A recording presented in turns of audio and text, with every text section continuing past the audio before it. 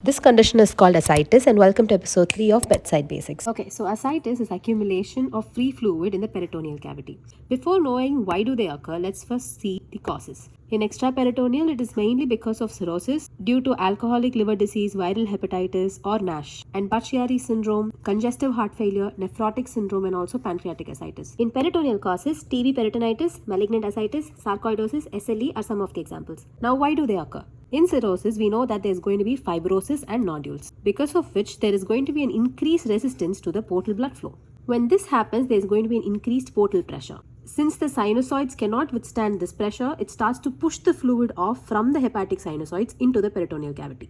Now, in damaged liver, there is going to be reduced albumin synthesis, right? So when that happens, there is going to be decreased oncotic pressure, which will straight away lead to fluid leakage into the interstitium or peritoneum. In case of kidney disease, it's a reduced albumin, which again reduces the oncotic pressure.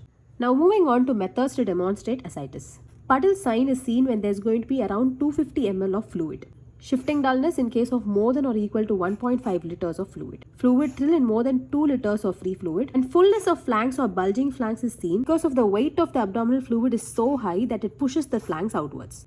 Now moving on to important points to note. It is this favorite question SAG, which is serum ascites albumin gradient. When this is going to be more than or equal to 1.1 grams per dl, it is going to indicate portal hypertension. And the last, BMI is not generally checked in case of ascites, since it's not a true weight and it's because of fluid weight. So dry weight has to be checked separately.